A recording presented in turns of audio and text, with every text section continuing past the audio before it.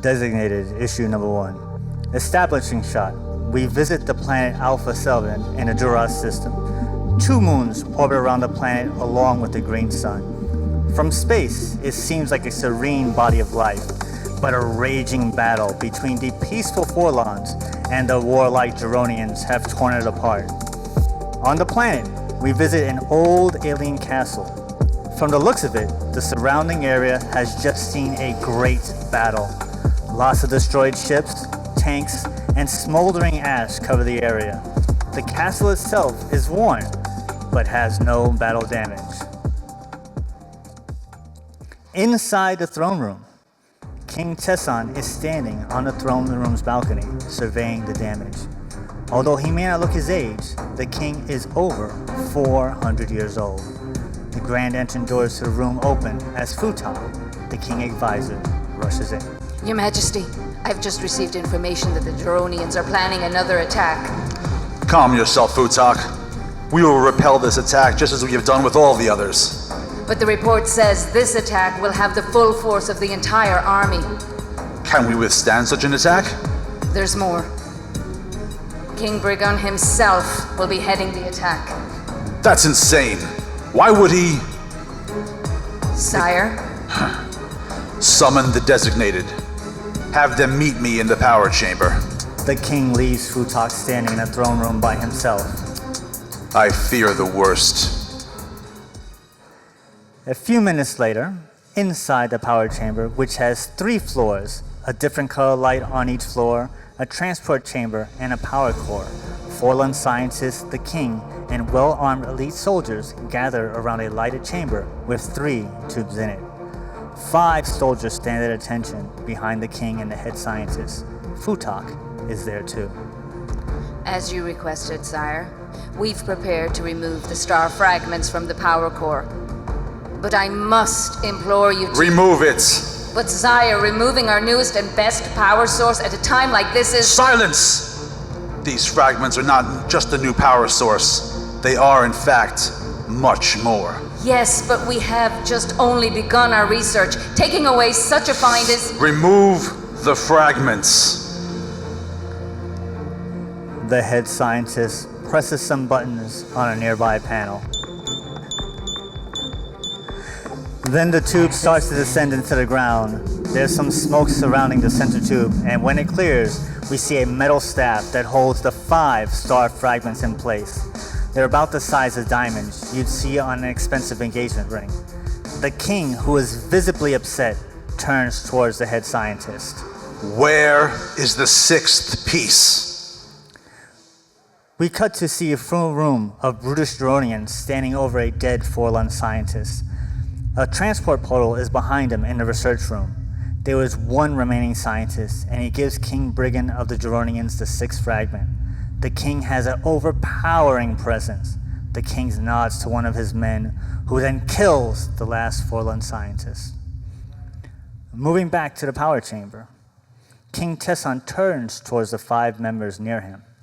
You, my designated, are entrusted with the safekeeping of these star fragments. I fear that King Brigon has learned about our recent discovery and will stop at nothing to acquire it. The leader of the designated steps forward. Sire, I have yet to fail you, but even we can't withstand the full force of the Geronian army. Your mission will take you far away from the line of battle. I want you to take these fragments and hide them so even I will not know their location. Just then, the doors to the top floor of the chamber blast open. The Geronians enter the chamber, and King Brigon leads them. In his hand is the 6th fragment glowing brightly. Destroy the generators, kill them, and bring me those fragments. On the main floor, everybody is running everywhere. They must have found a way to penetrate our shields. The designated takes the fragments right from the metal staff. You have your orders. Protect the fragments at all costs. To the highway! King Brigon starts to make his way to the main floor. The designated start to leave the chamber. Some Geronians are destroying the shield's generator's computer. Their defenses have fallen. Let the slaughter begin. Portals are opening up all over the entire chamber, letting in more Geronians. At the same time, reinforcements for King Tesson arrive. There is lots of fighting and killing. The designated are leaving through an unoccupied corridor. King Brigand sees them leave the chamber.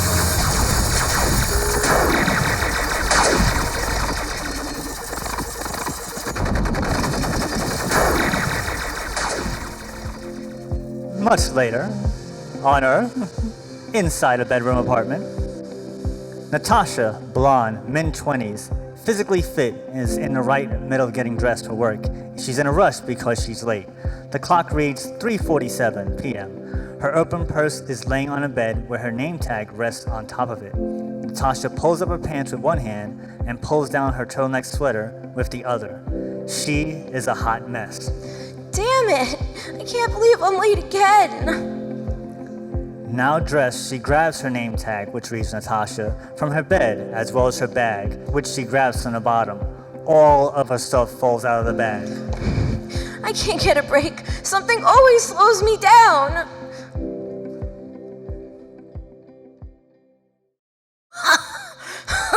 I'm cursed! I know it! Can I get to work on time for once in my life? Moving to a city street, there are lots of cars and people going about their business. The only building you can see clearly is the hospital, the Ed Dial Center for Health, which takes up the whole block. Natasha is in her convertible, rushing to make the green light. She is wearing her sunglasses. There are 3 lanes on each side of the street. Natasha is in the middle lane. A crowded bus on the same road is in the far right lane close to the intersection. Going up the cross street is a one-way road, but people in cars have made it 2 lanes. A red minivan is approaching the intersection coming towards the news crew.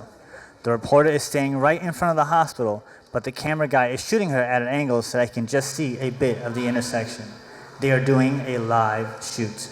In a few hours, Dr. Precipicus, the newest neurosurgeon to emerge in his field, will perform a new technique to remove the brain tumor in Chris Hughes, a 12-year-old boy who may not see his 13th birthday if the tumor is not removed. Inside the minivan, we see Ed and Adam with their parents. Ed and Adam are in the back. Ed is looking out the window, which is closed. They are all dressed as if going to a semi-formal affair. Hang on, kids. We're almost there. The gallery is just around the next corner. I can't wait for us to get a close-up view of that red diamond. Everyone who has seen it up close said it almost pulses like a heart. Look! Just then, the skies turn black. Everyone in the area looks up towards the sky except for Natasha, who turns to see the light turn yellow and guns it to make the light. In the middle of the intersection, the portal opens up. You can see light from the portal in the now blackened skies.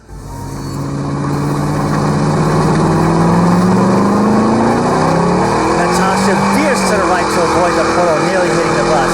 She then veers to the left to avoid the bus and goes on to oncoming traffic.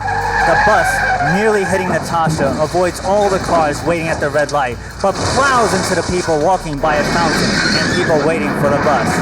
People in the minivan see Natasha a little too late as they hit her head on.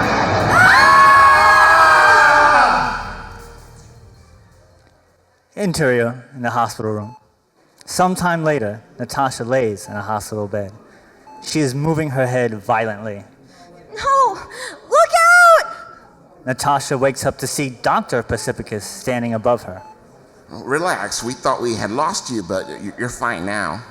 Natasha, in her hospital gown and wrapped in bandages, has tubes sticking inside her body. Her leg and arm are broken.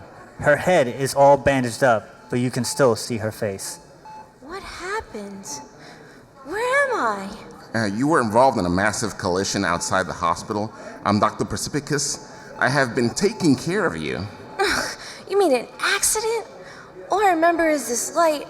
I tried to avoid it, but... Don't worry about that right now. Just be grateful you survived. There were a lot of people involved. Just consider yourself one of the lucky, chosen few. Leaving with that, Dr. Precipicus exits the room. Natasha sees Ed, the little boy from the minivan. He waves and walks away. Natasha thinks she is dreaming and goes back to bed. Sometime later that night, Natasha is fully healed and finally dressed. She is walking down a dimly lit, deserted hospital corridor. Hello? Where is everybody?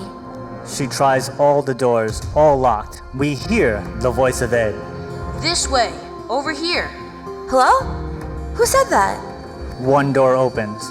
In here. Natasha enters to see Ed and an unfamiliar Chris standing and waiting for Natasha to enter. You! I'm so sorry I killed you. Please stop haunting me. You're silly. I'm not haunting you. I just wanted to see you, and here you are. Huh? Chris walks up to Natasha. Look, I can't really explain it myself, so don't ask me to. When you wake up, come to the cancer ward, room 530. Wake up? Yes, wake. Natasha wakes up to find that she is still in her hospital gown and is lying on a couch in Dr. Rain's office. She only has a small scar below her hairline. The doctor is sitting on a stool next to her. What did you learn? Nothing, I have to admit. Once you went under hypnosis, you didn't respond to any of my questions. It's possible that you are having stress-related issues surrounding the accident. Since you didn't have any problem sleeping, I think you'll be fine. I'll draw up the release papers in the morning. Does the hospital have a cancer ward? Yes, it's on the 5th floor. Why do you ask? No reason. Just curious. Shifting gears, we go to a Geronian battlecruiser orbiting the Earth. A smaller ship is docking with it. Inside the cruiser, we have 5 Geronians. Each one is at a ship's post on a ship's bridge. Brunam, the second in command, is in charge of the bridge. Rofan has returned. Raise shields and re-engage the cloaking device. Rofan enters the bridge. Brunam greets him. Report. After 3 cycles, I have confirmed the location of the star fragments. We've had these confirmations before. I don't want to contact King Bringen with another false report. Rofan puts his arm around Brunam and shows him the 6th fragment, which is glowing, but not as brightly as it was in the power chamber. Trust me, Captain, this gem has never glowed brighter. But if you are afraid, I will retrieve the other fragments myself. How quickly you forget King Bringen wants that pleasure all to himself, and would surely kill you right where you stand for even speaking such treason. Why does our mighty king have to come way out here? Perhaps the rumors are true. If the rumors were true and these fragments were so powerful, Brunam grabs Rofan's hands with the gem in it. then where is your power? Back at the hospital, Natasha, fully dressed, sneaks into the hospital elevator. It's just as dim as it was in her dream, and no one is around. There on the clock wall, it reads 2:55 a.m. I'm not really sure why I decided to sneak up to the 5th floor in the middle of the night. Natasha enters the elevator. The doors close as a night shift nurse returns to her desk with a cup of coffee. Natasha presses the button on the floor, the doors open, and she is surprised to see Chris. Jeez, you scared me half to death. Oh, I'm sorry about that, Natasha. Natasha exits the elevator and they walk with Chris down the hall. How do you know me? I was on my way to see you. I didn't think you were going to show. Come on, let's talk in my room. The orderly will be back any second. Who are you? And Chris and Natasha enter the room. She sits on the bed. Chris closes the door. My name is Chris Hughes. I had a cancerous tumor in my brain. I was brought here for an experimental procedure. The day of my operation 3 months ago, there was a huge accident outside the hospital. The survivors were brought here. I know Dr. Precipicus worked on your head and saved your life. After the incident, I started to see this little Chinese boy wherever I went. First in my dreams, then in this room. He told me that he wanted us to meet. oh my god, you've seen him too? At first I thought it was crazy seeing him all over the place. No one else did. But then the other day during physical therapy, he actually spoke to me. That's when I knew he was a ghost. But then I had this crazy dream where you told me to come here. I had the same dream. Well, it felt like a dream. Okay, we met. Now what? I'm not sure. He told me that you would know what to do. Natasha gets up and throws her hands up in the air. Great, that's just great. So you're telling me that some ghost wanted us to meet for some reason? I don't think he's a ghost. Then what is he? Just then, there is an explosion across the street. His body comes crashing through the window and lands on the bed where Natasha is just sitting, crushing the bed.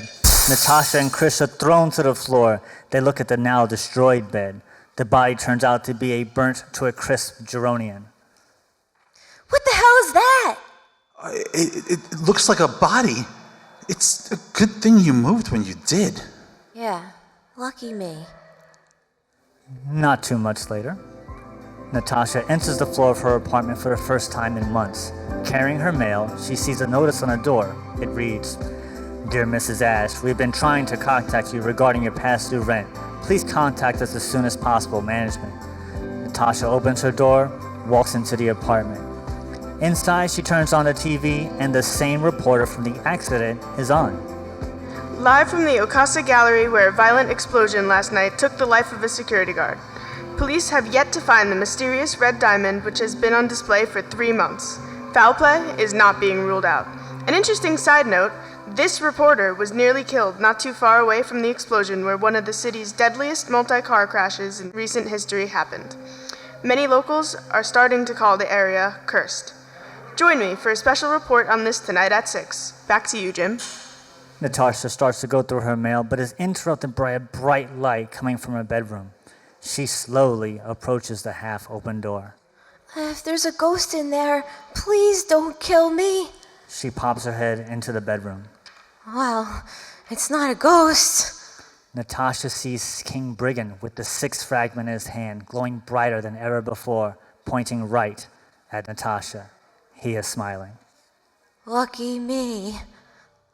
And that is the first part of the 22 issues. Hopefully you enjoyed it. I want to thank Larry the engineer down in here over here.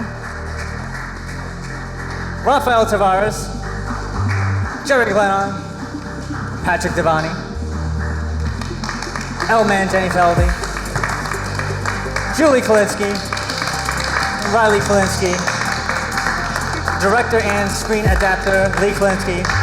And as I mentioned, I am the host and creator, Mark Torres. Thank you very much for coming. Thank you so much.